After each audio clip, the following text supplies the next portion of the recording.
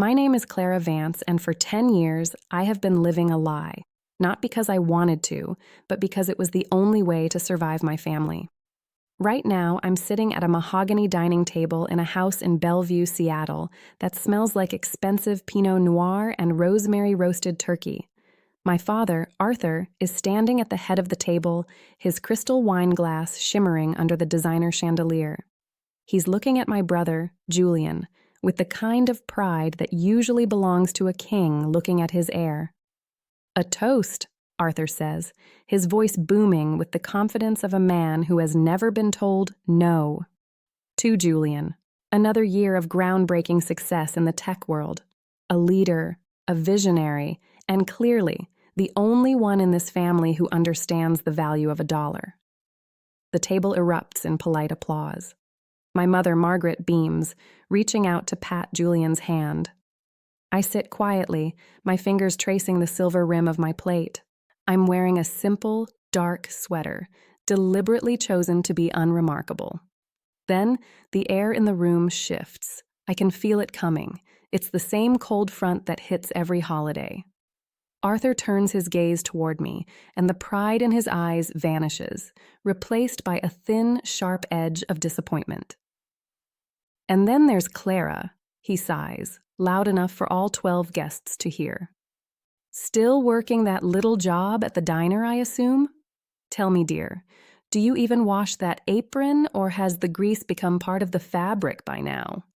A few cousins chuckle into their napkins. Julian smirks, taking a slow sip of his wine. Margaret shakes her head, leaning toward a guest.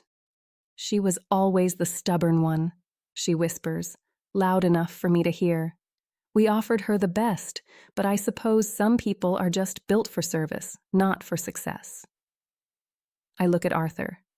He doesn't see the woman who, 3 hours ago, signed off on a multi-million-dollar expansion in downtown Chicago. He doesn't see the woman who owns the very restaurant chain where he thinks I'm just a clumsy waitress. He sees a failure. "I'm doing fine, Dad," I say quietly. My voice is steady. I've practiced this steadiness for a decade. "Fine?" Arthur scoffs. "Clara, you're 32. You smell like old frying oil and broken dreams. It's an embarrassment to the Vance name. But I suppose someone has to pour the coffee while people like Julian change the world." I take a slow breath. The secret is heavy in my chest, a cold, hard diamond I've been polishing in the dark. I look around this room, at the luxury I could buy 10 times over, and I realize the time for being quiet is coming to an end.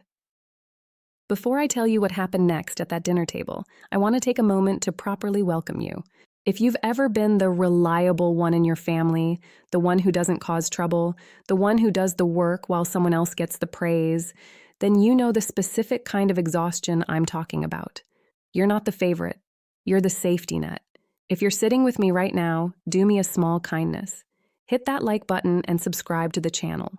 It helps more than you know. Also, I'd love to know who I'm sharing this meal with. Drop your city and the local time in the comments below. I read every single one of them. Now, let's go back 10 years to a different kitchen table where the cracks in my family first became a canyon I couldn't cross.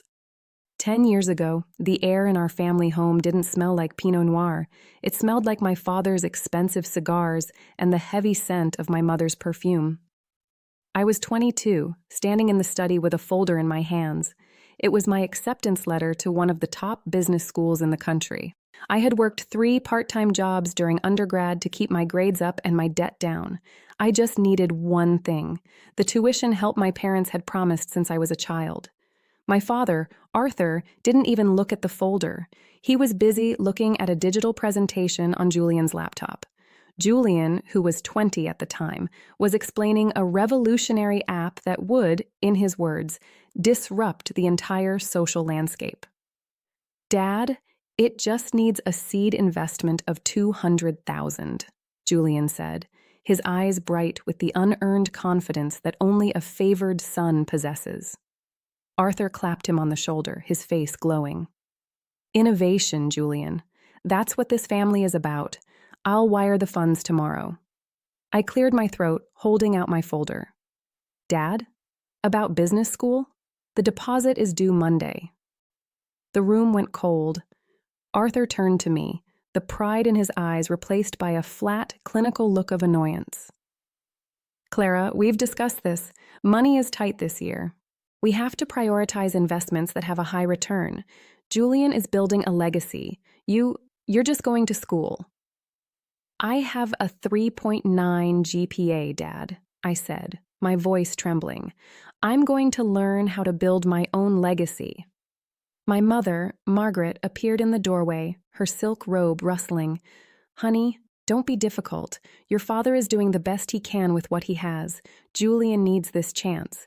You've always been the steady one, the one who can handle things.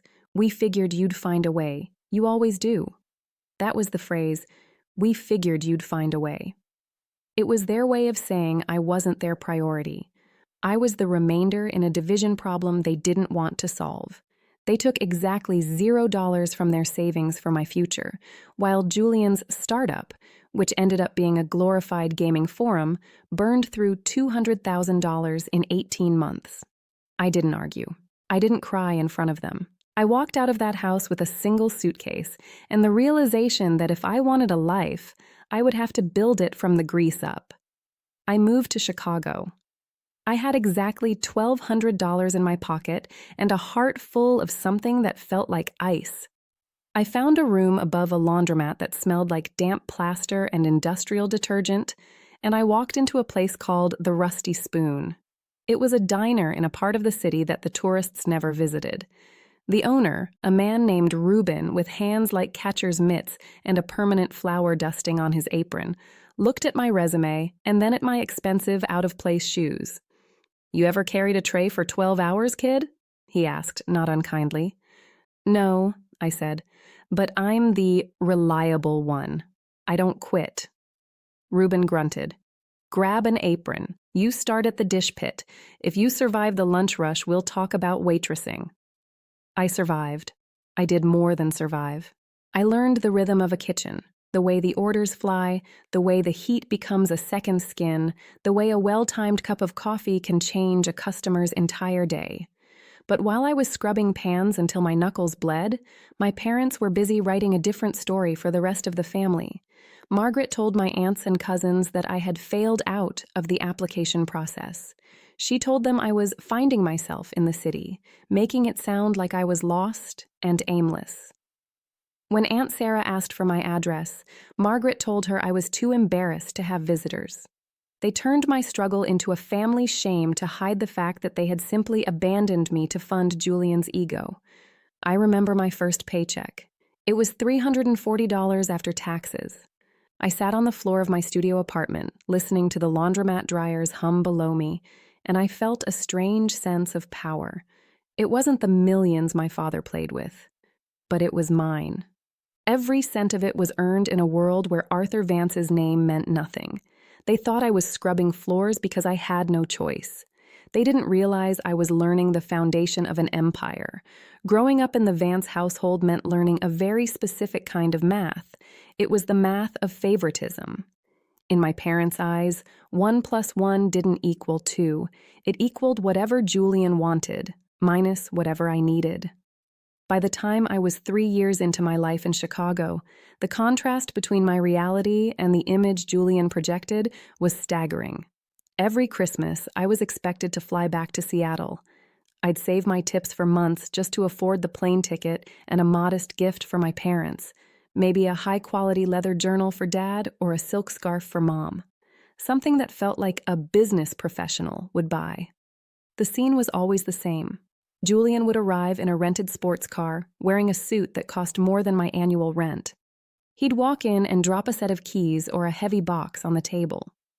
"Merry Christmas, Dad. Check the driveway," he'd say with that practiced billionaire-in-waiting smirk. One year, it was a luxury SUV. Another year, it was an all-expenses-paid trip to the Swiss Alps. My parents would weep with joy, calling him their visionary son, their golden boy. They never asked where the money came from. They never checked the fine print. They just basked in the reflected glow of his supposed success. Then, it would be my turn. I'd hand Margaret my gift. She'd open it, her smile faltering into a polite, thin line. Oh, a scarf. How practical, Clara. It'll be perfect for those cold mornings at the diner, I suppose. Arthur wouldn't even look up from the brochure Julian had handed him. Did you get the manager's position yet, Clara? Or are you still just carrying trays of eggs? I'm working hard, Dad. I'm learning a lot about the industry, I'd say, my voice small against the roar of their adoration for Julian. The industry? Arthur would bark a laugh. Honey, you work in a grease trap. That's not an industry, that's a dead end. You should have just stayed home and worked for Julian's firm. He could have used a reliable filing clerk. The humiliation was a slow-acting poison. It seeped into my bones, making the flight back to Chicago feel longer and colder every year. But what they didn't know, what they never cared to ask, was that the grease trap was my classroom. At the Rusty Spoon, Chef Reuben Marshall became the father Arthur never was. Reuben was a man of few words and a lot of flour. He'd watched me for 3 years, watched me handle the 6 a.m. rushes, watched me deal with the drunks at 2 a.m., and watched me balance the register to the penny every single night. One Tuesday afternoon, after the lunch rush had cleared and the air smelled like grilled cheese and victory, Reuben sat me down. He didn't offer me a toast. He offered me a ledger. "You've got good hands, Clara," he said, his voice like gravel. "And a better head for numbers than anyone I've ever seen in this pit. I'm 70. My knees are done. The bank wants to sell the land to a developer who'll turn this place into a parking lot. I don't want that. I want someone who knows that a diner isn't just about food. It's about the people who have nowhere else to go." I looked at the numbers. The Rusty Spoon was bleeding, but not because of the food. It was bleeding because of the waste. The management was sloppy. I saw the potential immediately. I saw a brand. I took every cent I had saved. I took a small, high-interest loan that would have made Arthur's skin crawl, and I bought it. For 6 months, I didn't just work there. I lived there. I slept in the back office on a cot that smelled like industrial detergent. I was the owner, the head cook, and the janitor. But then came the day that changed everything. The day the poison finally reached my heart and turned into steel. My parents and Julian decided to visit Chicago for a charity gala Julian's startup was sponsoring. They didn't tell me they were coming until they were already at the hotel. Then Margaret called. "We're near your little workplace, Clara. We thought we'd stop by for a quick bite before the real dinner. We want to see if you've finally made it to head waitress." They walked into the Rusty Spoon at 2 p.m. The place was packed. I was behind the counter, my hair pulled back, a smudge of flour on my cheek, wearing a stained apron. I looked like exactly what they thought I was, a failure. They sat in a corner booth, the one with the duct tape on the vinyl. Julian looked disgusted, using a napkin to wipe the table before he'd even sit down. "God, Clara, how do you breathe in here?" Julian sneered. "The air is literally 40% lard." I took their order. I served them myself. I brought them the best burgers in the city, but to them it was just diner food. They ate with an air of profound pity. When the bill came, a mere $45, Arthur pulled out his designer wallet. He tossed a $50 bill on the table. "Keep the change, Clara," he said, loud enough for the neighboring tables to hear. "Consider it a bonus for your hard work. Maybe you can buy yourself a decent pair of shoes so you don't look so bedraggled when we see you at the gala next year." $50. A $5 tip. No, wait. He reached back, grabbed the $5 bill, and replaced it with 2 quarters. "Actually, you need to learn the value of $1, he said, smirking at Julian. 50 cents. That's about right for this level of service, wouldn't you say, Julian?" Julian laughed. Margaret smiled and patted my hand. "It's for your own good, sweetie. It builds character." They walked out, leaving those 2 shiny quarters on the table. I stood there, looking at the silver coins. My staff was watching. Chef Reuben was watching. I didn't cry. I picked up the quarters, walked to the register, and put them in my pocket. Those 50 cents didn't represent my failure. They represented their debt. And I decided right then that when I finally collected, the interest would be more than they could ever afford to pay. I didn't spend those 2 quarters my father left on the table. I didn't throw them away either. I walked into the back office of the Rusty Spoon, found a roll of heavy-duty packing tape, and pressed those shiny silver coins onto the very first page of my business ledger. Every time I had to balance the books at 3:01 a.m., every time my back ached from lifting crates of potatoes, and every time I felt like I couldn't take another day of the grind, I'd look at those quarters. They weren't currency to me anymore. They were a contract I had signed with myself. Turning a failing diner into a profitable business isn't a montage in a movie. It's a slow, gritty war. I started with the waste. Reuben was a great cook, but he was too kind-hearted to realize the suppliers were overcharging him by 20%.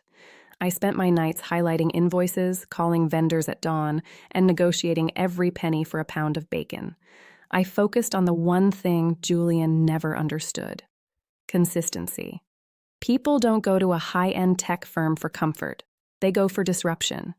But they come to a diner because they want the coffee to taste exactly like it did 10 years ago. I mastered that. Within a year, the Grease Trap was the busiest spot in the neighborhood. Within 2 years, the line was out the door every Saturday morning. By the 3rd year, I had saved enough to do the unthinkable. A small bistro 3 blocks down was going under. I didn't tell my parents. I didn't even tell Julian. I walked into the bank with my tax returns and my ledger with the taped quarters, and I walked out with a second lease. I formed a parent company, Crestline Hospitality Group. Why Crestline? Because a crest is the highest point, and a line is a boundary. I was building my peak, and I was drawing a line between my life and the people who thought they knew me. While I was expanding, the family updates continued like a relentless, one-sided broadcast. My mother would call me once a month, usually while I was in the middle of a lunch rush, wearing a headset under my apron. "Clara, honey, are you still at that same place?" she'd ask, her voice dripping with that manufactured pity. "Julian just got featured in a local business journal. He's looking at a new office space in downtown Seattle. High-rise, floor-to-ceiling glass. It's so inspiring to see someone really reach for the stars, isn't it?" I'd look at my reflection in the stainless steel prep table and smile. "That's great, Mom. I'm glad he's doing well." I didn't tell her that Crestline had just purchased a commercial building in downtown Seattle. I didn't tell her that the prestige office Julian was looking at was actually owned by me. The irony was a delicious secret. My brother was unknowingly applying to be my tenant. Over the next 5 years, Crestline grew from a secret project into a regional powerhouse. I wasn't just buying diners anymore, I was buying the land they sat on. I bought upscale bistros in Chicago, farm-to-table spots in Portland, and high-end seafood grills in San Francisco. I hired a management firm, Apex Property Services, to handle the day-to-day. My name never appeared on a menu. My face never appeared on the Our Story page of the website. To the world, I was the mysterious CEO who stayed in the shadows. To my staff, I was CV, the woman who knew how to cook every dish on the line. But to Arthur and Margaret Vance, I was still Clara the waitress, the child who lived in a studio apartment. During those years, I watched Julian from a distance. The math wasn't adding up. I'm a CEO. I know what a successful startup looks like. Julian was living a life that his revenue couldn't possibly support. He was flying private and gifting my father vintage watches. But when I looked into the industry reports, his company, Vance Point Tech, was a ghost. No patents, no major clients, no actual product. I realized then what was happening. Julian was the ultimate golden son because he was the ultimate salesman. He wasn't selling tech. He was selling the idea of success to our parents. And Arthur, desperate for a legacy to rival his own, was pouring their retirement funds and their pride into a black hole. I remember one Christmas Eve, 5 years into my expansion. We were at the old house. Julian handed Arthur a check for $50,000. "Just a little return on the seed money, Dad," Julian said. Arthur's eyes filled with tears. He hugged Julian like he was a savior. Then he turned to me. "Still at the diner, Clara?" he asked. "Actually, Dad, I've moved into management," I said. It was the truth, just a very small version of it. Management? Arthur scoffed. So you're the one who tells the other waitresses when to take their smoke breaks? That's not a career, honey. You should have asked Julian for a job. He needs people he can trust to handle the menial stuff. I looked at the $50,000 check on the table. I knew that account was nearly empty. I knew that Julian had just moved money from one of Arthur's own investment accounts into that gift. He was literally giving our father his own money back and calling it a return. And Arthur was so blinded by his love for the visionary that he couldn't see the fraud standing right in front of him. I took a sip of my water and felt the quarters in my pocket. I had turned them into a keychain by then. I realized that the math of favoritism was finally about to break. My parents had gambled everything on a lie, and the only person who could catch them was the daughter they had left in the grease. The collapse of Julian's empire didn't happen with a bang. It happened with a 3 a.m. phone call that shook the walls of my quiet Chicago apartment. I saw the caller ID. It was Margaret. On the third ring, I picked up, my voice heavy with sleep. "Clara? Clara, are you there?" My mother's voice was high, brittle, and stripped of elegance. She was crying, the frantic, ugly sobs of someone who had just watched their world catch fire. "Mom, what's wrong?" "It's Julian," she gasped. "The police, the federal agents, they were at the office in Seattle. They took the servers, the files, everything.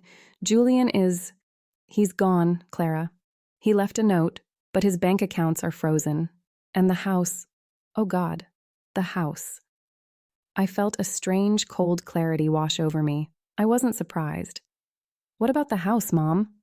"Your father co-signed the business loans," she whispered. "He put up the Bellevue estate as collateral. He even used his 401k to back Julian's expansion last month. The bank served us a notice this morning. We have 30 days, Clara."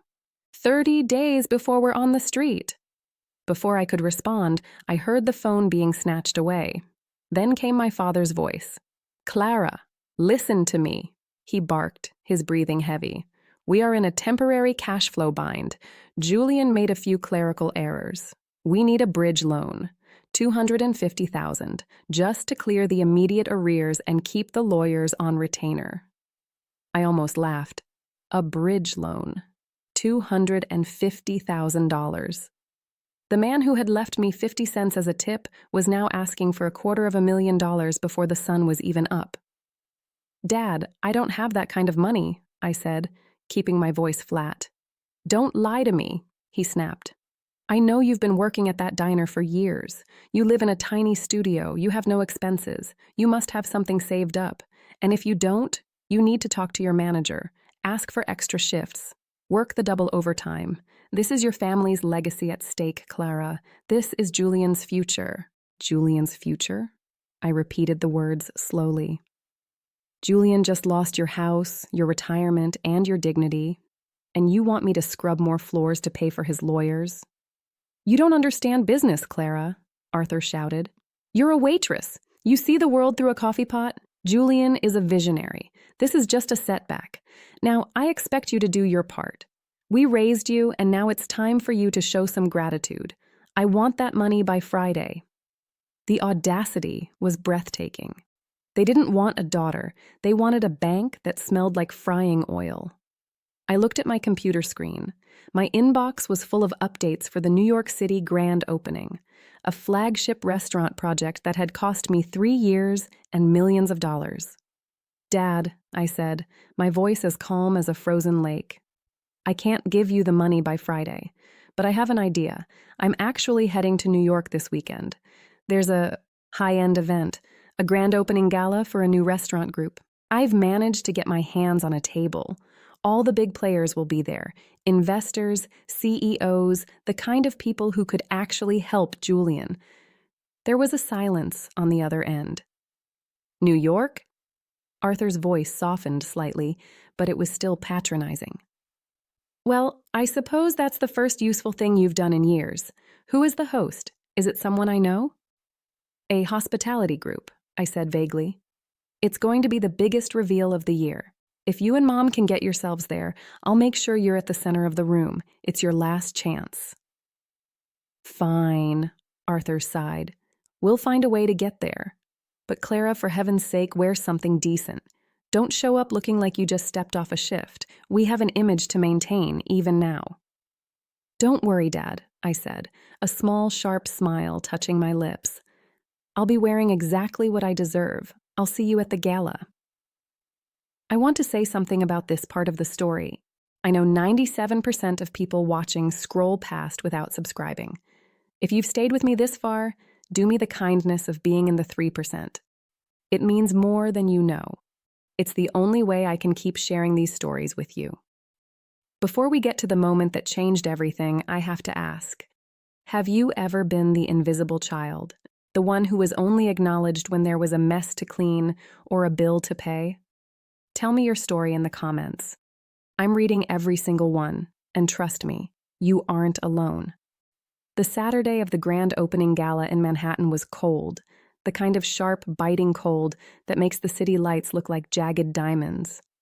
The venue was a masterpiece of glass and steel overlooking Central Park. My parents and Julian arrived in a sleek, black town car. I watched them from the mezzanine. Julian stepped out first, adjusting his bow tie with that same unearned arrogance, though I knew for a fact his bank account was currently sitting at negative $400. Arthur followed, looking around with the eyes of a starving man at a banquet, desperate to find a billionaire to bail him out. I met them near the velvet ropes of the VIP entrance. I wasn't wearing my work clothes. I had chosen a charcoal wool crepe dress, long-sleeved with a sharp collar, a power suit in the form of a gown. It was the kind of dress my mother once told me made me look too much like a lawyer. But when Margaret saw me, she didn't see the CEO. She saw a server who had forgotten her tray. "Clara, for heaven's sake, what are you doing standing here?" she whispered, her voice sharp with embarrassment. "You're going to be seen. Go to the kitchen or wherever it is you're supposed to be. And why are you wearing that? You look like you're trying to play dress-up." Arthur didn't even stop walking. He was busy scanning the room. "Just make yourself useful, Clara," he snapped over his shoulder. "Get your mother a gin and tonic and tell the manager we need a table near the stage. Julian needs to be seen by the right people tonight." They brushed past me, moving toward the center of the ballroom. They didn't notice that the security guards didn't stop me.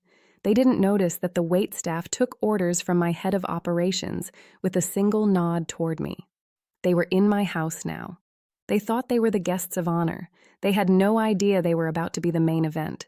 The ballroom was a sea of black ties and shimmering silk, but as I stood behind the heavy velvet curtain, the only thing I could feel was the weight of my dress and the cool, hard metal of a keychain in my palm. 2 quarters. The same ones my father had tossed onto a sticky diner table years ago. The master of ceremonies stepped to the microphone. "Ladies and gentlemen," he began, his voice echoing off the high-arched ceilings. "Tonight is not just about a new restaurant. It's about the vision behind the Crestline Hospitality Group. Please join me in welcoming our founder and chief executive officer, the woman who turned a single, struggling diner into a national empire, Ms. Clara Vance." The applause was a physical wall of sound that hit me as I stepped into the light. The stage lights were blinding, white and hot, but as I walked to the podium, my eyes found them immediately. Table 14, right in the center. Arthur's face was a mask of frozen shock. His wine glass was halfway to his lips, but his hand had stopped moving. Margaret looked like she had seen a ghost. Julian was the only one who tried to maintain the act. He was pale, his eyes darting toward the exits as if searching for a way to outrun the inevitable. I reached the microphone and waited. I didn't smile. I didn't need to. I let the silence stretch for 5 seconds, then 10. I wanted every person in that room to feel the shift in the air. "Thank you all for being here," I began, my voice steady, amplified by the sound system. "Most of you know me as a name on a corporate letterhead, but some people in this room know me as Clara the waitress. Some people in this room spent a decade telling me that I was a failure because I preferred the reality of a kitchen to the hollow promises of a fake tech startup. I looked directly at table 14. Arthur's jaw tightened. "Tonight, we celebrate the expansion of Crestline into New York. I continued, but we also celebrate clarity. For years, I was told that innovation was the only legacy worth having. My brother, Julian, was held up as the gold standard. But what my parents didn't realize is that Julian's revolutionary company wasn't building anything. It was a ghost. It was a tenant in one of my buildings in Seattle. And for the last 3 years, the returns he was giving my parents were actually just their own retirement funds, cycled through a shell company I had been monitoring for months. A collective gasp rippled through the room. The elite of Manhattan turned their heads as one to look at the Vance family. "Dad," I said, my voice dropping into a sharp, clinical edge, "you once left me 2 quarters on a table and told me it was all the service was worth. You told me Julian was the only one who understood the value of $1. But Julian doesn't understand value. He only understands price. And the price of his lies has officially come due. As of 9 a.m. this morning, Crestline has finalized the purchase of the banknotes on your Bellevue estate. You aren't losing your home to the bank, Dad. You're losing it to me." The silence that followed was the most expensive thing I had ever bought. It wasn't the silence of ignorance. It was the silence of a man realizing he had been paying rent to his own disappointment. I stepped back from the microphone, and for the first time in 10 years, the math was finally balanced. I walked off that stage, and for the first time in 32 years, my footsteps felt light. I didn't wait for the applause to die down. I walked straight into the green room. 5 minutes later, my parents and Julian were escorted in by security. The air in the room was brittle. My mother was crying, the messy, frantic sobs of a woman who had just realized she had made a ghost in her own house. "Clara," Arthur started, his voice missing its usual boom. We didn't know." Julian said, "Julian lied, Dad," I interrupted. "And you believed him because you wanted a son who was a visionary more than you wanted a daughter who was real." "Honey," Margaret gasped, reaching for my hand, "we're a family. You have all this. Surely you can help us with the house? For Julian's legal fees?" I looked at them, and I thought about the 50-cent tip and the decade of greasy aprons. I thought about the nights I slept on a cot in a back office while they flew to the Alps. "I am not your bank," I said, my voice as steady as a bearing wall. "And I am no longer Julian's pipeline. Julian will face the consequences of his own fraud. As for you, I've set up a fiduciary trust. It will pay for a modest 2-bedroom apartment. It will cover your basic needs, but the account is reviewed quarterly by my firm. No joint access, no bridge loans, and no money for Julian." "You're being cruel," Arthur whispered. "No, Dad. I'm being fair. There's a difference." I didn't wait for them to argue. I walked out of that room and into the New York night. I looked at the city lights and realized that the math of favoritism had finally been solved. I had spent 15 years being patient, quiet, and reliable. But as I stood there, I realized that the reliable one, if she is lucky, finally learns to thank herself. That is the only thank you that was ever going to be on time. My name is Clara Vance. I am the CEO of Crestline. I am a daughter who is no longer a ghost, and for the first time, the coffee is warm, the folder is closed, and I am finally home. Thank you for staying with me until the end. If this story hit home for you, tell me in the comments. I read every single one. Don't forget to like and subscribe for more stories of boundaries and truth. See you in the next one.